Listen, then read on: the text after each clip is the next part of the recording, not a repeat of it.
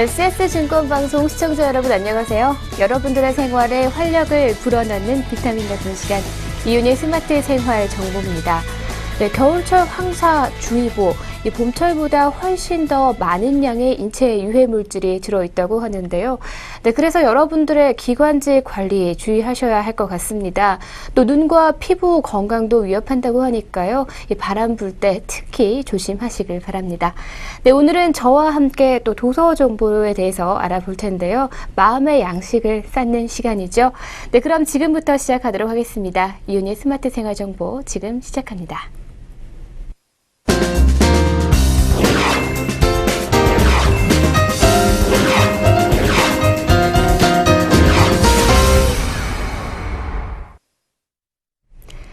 프랑스, 그리고 파리의 우울, 악의 꽃, 금치산, 댄디즘. 이 시인을 생각하면 떠오르는 단어들이라고 할 수가 있는데요. 내 인생은 처음부터 저주받았음이 틀림없습니다. 이러한 운명은 평생 계속되었죠. 시인은 이렇게 자신이 태어나면서부터 저주를 받았다고 회고를 했습니다. 19세기 이미 현대성을 획득한 이 천재 시인은 자신의 태생을 저주라는 무서운 단어와 결부를 시켰는데요. 바로 오늘 함께 할 시인 바로 보들레르입니다. 프랑스 출신인 보들레르는 1821년 4월 9일 아버지 프랑스와 보들레르와 어머니 카놀리느 드파이 두 사람 사이에서 태어납니다. 환갑의 나이에 젊은 여인과 결혼한 그의 아버지는 환속한 사제 출신인데요. 당대 자유주의 사상의 영향을 받은 대단한 지적이고 또 특이한 인물이었습니다. 미술에 대한 전문적인 지식을 갖췄고 또 아마추어 화가이기도 했습니다. 네, 보들레르가 훗날 미술에 관한 비평과 스케치를 한 연유를 그의 핏줄에서 찾아볼 만한데요. 보들레르는 자신이 유일한 시집인 악의 꽃을 남김으로써 시인 보들레르가 되었습니다. 시인이 시집을 낸다는 것, 이 바로 자신의 생명과 시간이 조탁한 언어의 집을 독자들에게 보여주는 것이다라고 볼 수가 있을 텐데요. 보들레르는 이 시집을 세상의 모든 고통을 담아놓은 사전이라고 자평을 하기도 했다고 합니다. 네, 시인은 보통 사람들과 같은 세상을 살게 되죠. 같은 풍경이나 사물을 보게 됩니다. 세상은 그렇다 할 만하게 특별한 풍경이나 사물을 시인들에게 선물하지는 않는데요. 네, 그러나 시인은 그것들과 교감하고 소통함으로써 영혼의 초자연적인 어떤 상태로 자신을 끌어올리게 됩니다. 보들레르 그가 교감하고자 하는 세상은 현실적으로 매우 지난한 세상이었다라고 볼 수가 있을 것 같은데요. 보들레르가 40살이 되던 해에 어머니에게 보낸 편지를 보면 가장 행복했던 순간은 보들레르가 6살이 되던 해, 즉 보들레르의 아버지가 죽고 어머니가 재혼하기 전까지 2년이 조금 안 되는 그런 시간이었다고 합니다. 네, 계보인 오픽 소령은 결혼 후에 장군으로 승진을 했고요. 현재 이스탄불인 콘스탄티노플 주재 전공공사를 거쳐서 외교관 생활을 하다가 상원 의원으로 진출하는 잘 나가는 인생을 산 그런 사람입니다. 하지만 이런 계보와는 달리 보들레르는 파리 대학 법학과에 입학하면서부터 노르망디파라고 불리는 문학 동아리에 참여를 하게 되고요. 또 어둠 속에 빠져 들어가게 됩니다. 네, 거리의 창녀를 알게 되었고 또 매독에 걸려 평생의 지병을 갖게 되기도 합니다. 네, 보들레르는 1842년 4월 9일 만 21세가 되던 해 성인이 되면서 선친의 유산을 달라고 떼를 썼는데요. 가족들로부터 금화 10만 프랑을 받게 됩니다. 그 돈으로 대학을 다니면서 방탕한 생활을 하느라 진빚을 다 갚고 펑펑 또 돈을 써대기 시작했는데요. 그 무렵에 그의 평생 연인이자 고통의 동굴인 잔느 뒤바를 만나 사랑에 빠집니다. 역시 행복한 시간이기도 합니다. 그녀는 단역 배우 출신이라고는 하지만 목의 3대가 창녀 집안인 아름다운 창녀였다고 전해집니다. 네, 두 사람의 관계는 오랫동안 지속이 됐었는데요. 그녀가 늙고 병들어 중풍에 걸리자 경제적으로 다시 돌보면서 연민의 정을 보들레르가 보여주기도 했다고 합니다. 네, 보들레르는 그녀를 검은 비너스라고 노래했는데요. 네, 그녀와의 인연은 그의 문학과 인생의 생명줄과도 같은 것이었다고 합니다. 네, 유산을 받고 쓰기 시작한 지 2년이 지나 어머니는 더 이상 참지 못하고 보들레르에게는 천연과 같은 이 금치산 선고를 의뢰했는데요. 그를 법적으로 미성년자로 취급해서 금치산 선고를 내리게 됩니다. 그는 46세 나이로 죽을 때까지 경제적으로는 미성년자였다고 하는데요. 그의 인생이 항상 빚을 지고 어머니에게는 돈을 달라고 조르고 또 빚쟁이에 쫓겼다고 합니다. 그리고 지병인 매독이 불청객이 돼서 간헐적으로 온몸에 찾아들면서 보들레르는 이러한 고통 속에서 시인으로 단련이 되고 또 숙성이 되었다고 합니다. 바로 진흙 속에 핀 연꽃과 같았다고 할 수가 있는데요. 네, 시인 보들레르의 첫 번째 저작은 1845년 미전평입니다. 미술 전시회에 출품된 작품을 연구하는 평가한 글인데요. 보들레르는 연이어서 1846년 미전평도 출판을 합니다. 미술 비평가로서 보들레르는 꾸준히 활동을 하기 시작했는데요. 그는 화가 크루아를 높게 평가를 했고 독일의 바그너의 공연을 보며 열광을 하며 음악 평론을 쓰기도 했습니다. 네, 그는 시와 음악 미술을 모두 받아들이는 지성인이었다라고 보고 있는데요. 그리고 1847년 에드거 앨런 포의 작품을 만나게 됩니다. 보들레르와 이 에드거 앨런 포는 국적만 달랐지 여러 가지 공감대를 형성하는 그런 시인들이었다고 하는데요. 작품을 통해서 천재는 천재를 알아볼 수 있었고 보들레르는 포의 작품을 번역하면서 배우고 익히고 또 교감을 해갔다고 합니다.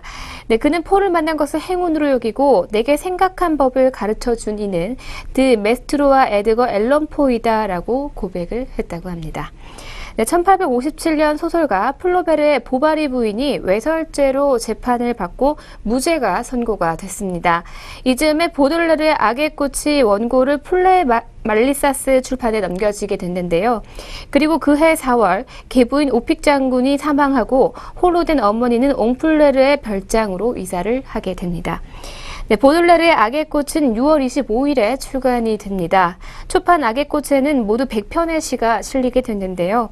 악의 꽃이 풍기문란하다는 서평의 자격을 받은 프랑스 내무부 공안국이 이 책을 고발했고 보들레르와 출판사는 공중도덕 훼손죄로 기소가 됩니다. 플로베르에 이은 필화 사건이었다고 볼 수가 있는데요. 저자와 출판사는 벌금형을 받았고 시 6편 삭제 명령을 받기도 했습니다. 이후 시인은 파리를 떠나서 어머니 곁에 머물 생각도 하고 단상집인 벌거벗은 내 마음의 원고를 씁니다. 이 작업은 보들레르의 말년 내면 풍경을 적나라하게 보여주는 그런 산문들이라고 할 수가 있는데요. 절망적인 상태의 금치산자, 연인 잔느 뒤발과의 결별, 그리고 고독, 우울, 매독, 지필구상 중인 원고에 대한 절망감 등 보들레르 존재 자체를 위협하는 가시나무와 같은 그런 단상들이 적혀져 있습니다. 이 단상과 더불어 산문시집인 파리의 우울은 그가 인생의 마지막 나날들을 기록한 그런 산문시편이라고 하는데요. 그리고 보들레르의 단편 소설인 라팡파르로는 그의 유일한 소설이고 이 문학 청년 시절 소설에 대한 보들레르의 관심을 보여주는 그런 작품이라고 합니다. 이 소설은 단행본으로 출간돼서 12,000부를 발행을 하기도 했습니다. 네, 보들레르는 우울한 파리를 떠나 벨기에로의 인생 마지막 여행길에 올랐습니다. 하지만 그 생활 역시 이 저주받은 시인을 행복하게 하지 못하게 됐는데요. 오히려 더 어려운 지경이 된 보들레르는 불쌍한 벨기에어라는 산문집을 집필하면서 그곳의 사람들에게 독서를 퍼부었다고 전해집니다. 시인은 브뤼셀에서 현기증과 구토를 극심하게 일으키게 됐고요. 결국에는 반신마비가 상태가 되어서 늙은 어머니의 손을 잡고 파리로 돌아오게 됐다고 합니다. 그가 사랑하고 미워했던 우울한 파리에서 이 세상의 여행은 끝이 나게 됩니다. 1867년 8월 31일 오전 11시 시인의 나이는 46세였습니다. 네, 지금까지 저주의 마법을 아름다운 문학으로 승화시킨 시인 샤를 피에르 보들레르와 함께했습니다.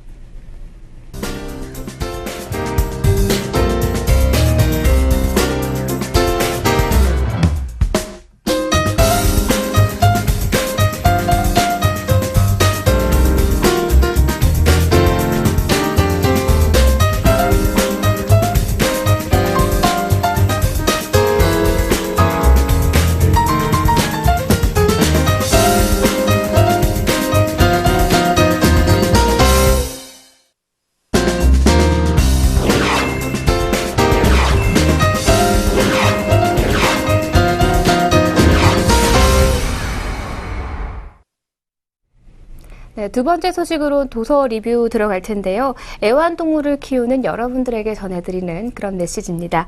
네, 반려동물을 키우는 사람들이 늘어나면서 이제는 애완동물 인구 1000만 시대라고 불리고 있는데요.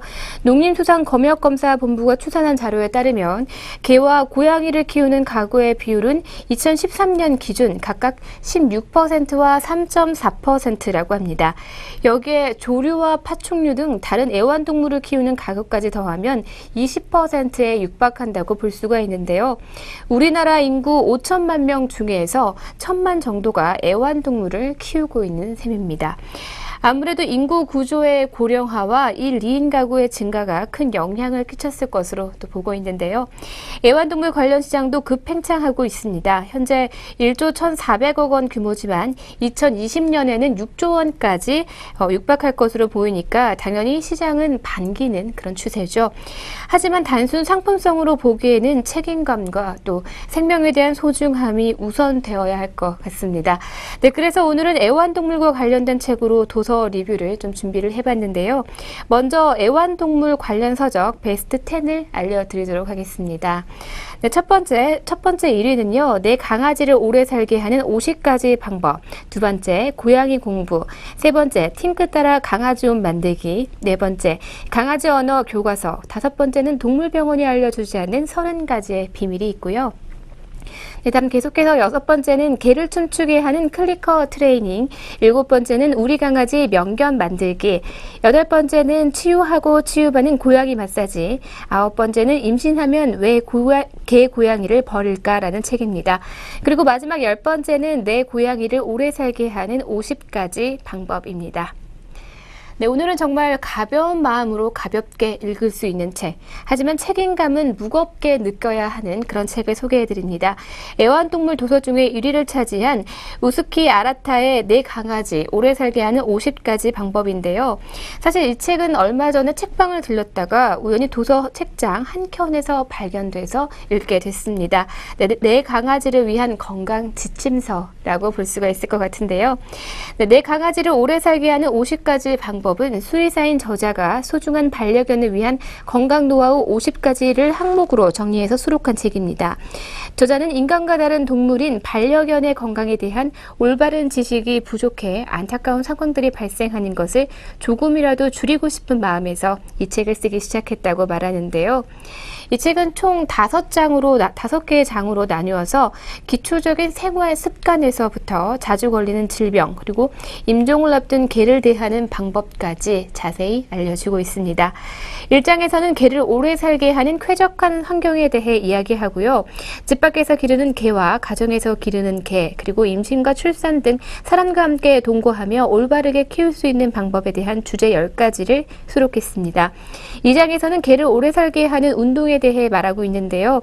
개를 산책시킬 때 일어날 수 있는 문제부터 개를 위협하는 외출 등 10가지의 주제를 또 설명하고 있습니다. 네, 그리고 3장에서는요, 개를 오래 살게 하는 식생활, 정말 중요한 부분인데요. 개의 사소한 식생활에서부터 독이 되는 의외의 음식, 그리고 늘 마시는 물에 대한 7가지의 주제를 다루고 있습니다.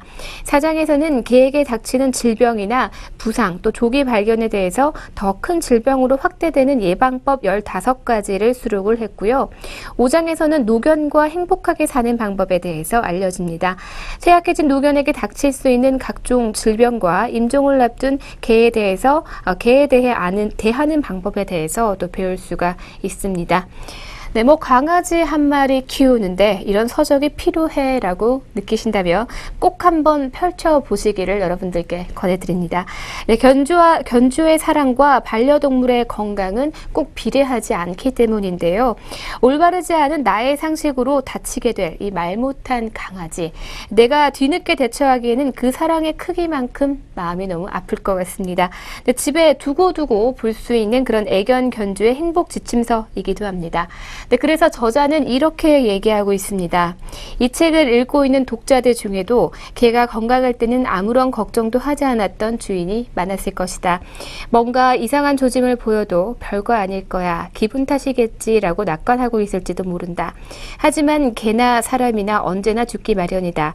그때 웃으면서 보내줄 수 있도록 지금 해줄 수 있는 것을 생각해보자. 네, 애견인이라면 한 번쯤 펼쳐보아야 할 도서였습니다. 네 강아지 오래 살게 하는 50가지 방법과 지금까지 함께했습니다.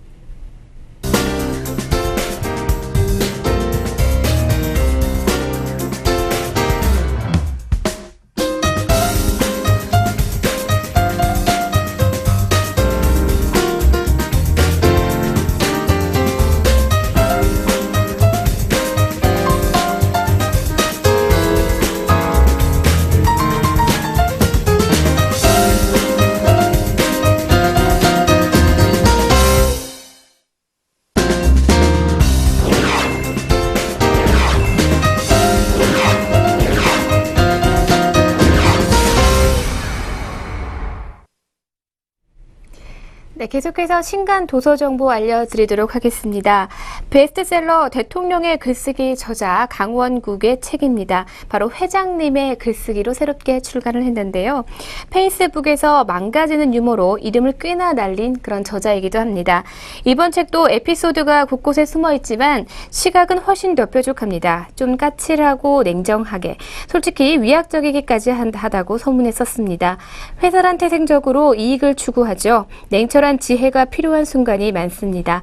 저자는 상사 심리부터 소통을 위한 말과 글까지 세세하게 챙기고 있는데요. 비판도 겉모양새는 회장과 회사를 향한 충정으로 포장되어야 합니다. 아니 실제로 충성과 애사심을 발로해서 비판해야 하는데요. 그래야만 목말 안에 감춰둔 비판의 칼로 회사와 회장의 바른 길로 이끌고 함께 성공할 수 있기 때문입니다. 이처럼 책에는 상생하는 회사 생활을 위한 90가지 계책을 구체적으로 소개를 하고 있습니다. 다음 두 번째 소개해드릴 책은요. 건축으로 본 뉴욕 이야기라는 책입니다. 20세기 세계 건축의 심장이라고 볼 수 있는 세계적인 도시이자 세계 건축의 핫플레이스인 뉴욕을 조망한 그런 책입니다. 2012년 건축으로 본 보스턴 이야기를 펴낸 저자는 세계 건축의 수도로서 역사와 전통이 살아있는 보스턴에 이어 두 번째로 맨해튼 섬을 중심으로 뉴욕 건축을 조망하며 뉴욕의 과거와 현재는 물론이고 미래에 대한 이야기까지 풀어내고 있습니다. 네, 다음 세 번째 소개해드릴 책은요. 결단이 필요한 순간이라는 책인데요. 김납회 전 제일기획 대표가 자신의 업무 경험과 그를 통해 쌓아온 원칙들을 담담히 풀어내고 있습니다.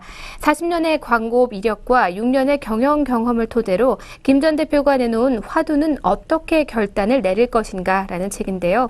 결단의 순간에 그가 자신을 경계하며 염두에 뒀던 7가지 원칙을 자존심보다는 자부심, 진정한 고민을 하는지에 대한 성찰, 지속적인 진실성과 유지, 실천 가능성에 대한 판단, 정보를 넘어서 본질의 통찰, 원칙을 어긋나지 않는 융통성, 위계보다는 사람의 고려 등입니다.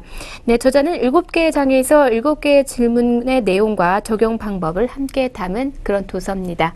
네, 계속해서 네 번째 책입니다. 얼음의 자서전이라는 책인데요. 1977년 등단 이후에 지난 38년간 도시의 그로테스크한 풍경을 고발하고 생태 옹호의 비움의 정신을 추구해온 최승호 시인의 대표 시선집입니다. 2005년 출간됐던 동면 시선집의 개정 증보판으로 1977년 등단 이후 발표한 첫 시집 대설주의보부터 2010년 발표한 북극 얼굴이 녹을 때에 이르기까지 30여 년간에 발표된 13권의 시집 중에서 145편을 최승호 시인이 직접 엄선해서 담은 그런 내용입니다. 네, 오늘까지 화제의 도서로 이 4권에 대해서 알려드렸습니다.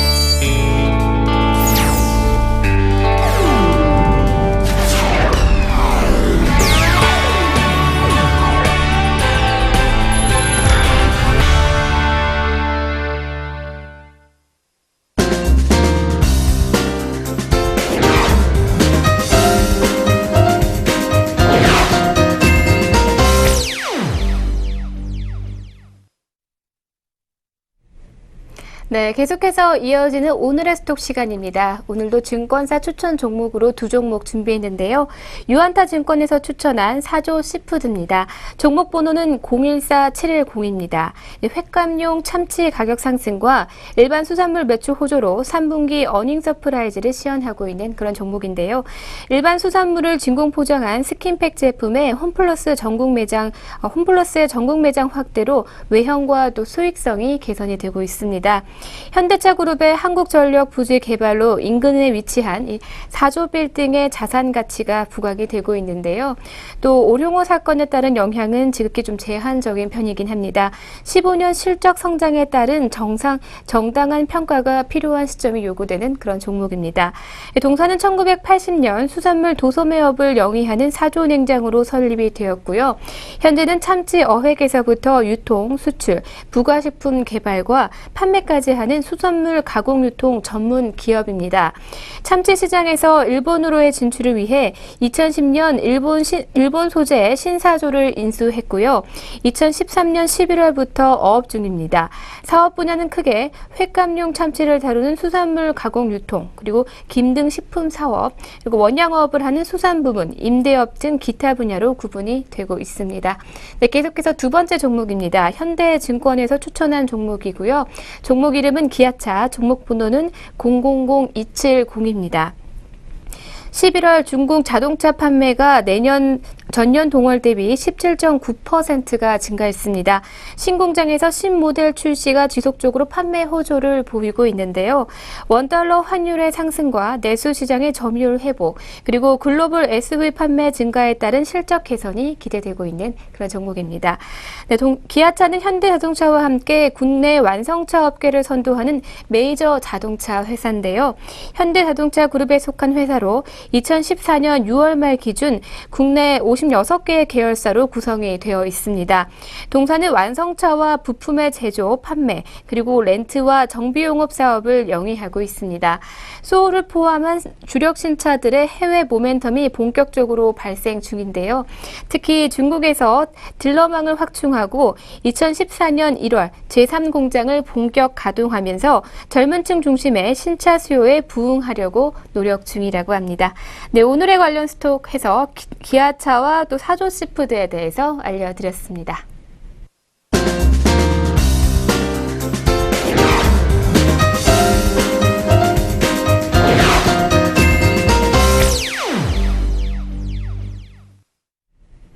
네, 여러분들에게 즐거움과 감동을 드리는 시간, 오늘의 펀앤필입니다. 네, 책을 읽다 보면 유독 기억에 남는 그런 구절들이 있는데요. 몇 개의 책과 또 구절을 뽑아봤습니다. 함께 영상으로 감상하시죠.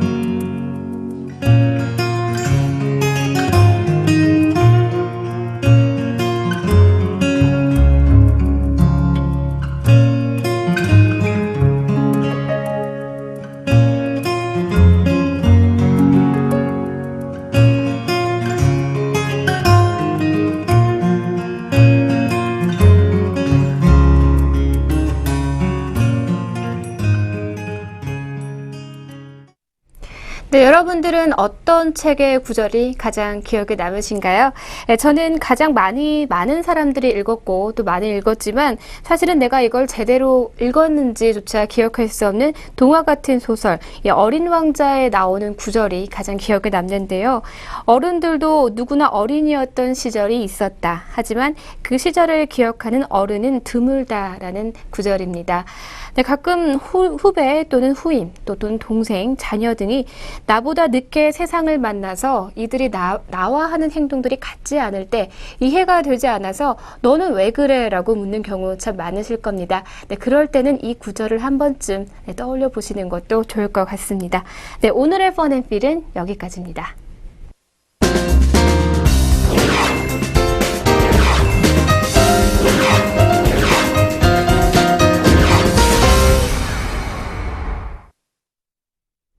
네, 개장한 지 얼마 되지 않은 제2 롯데월드의 아쿠아리움에서 물이 새는 바람에 많은 시민들이 놀라게 됐는데요.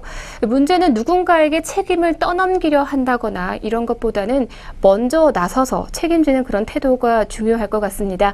네, 기업의 이익보다는 국민의 안전이 더 우선되어야 하는 그런 시기가 아닌가라는 생각이 듭니다.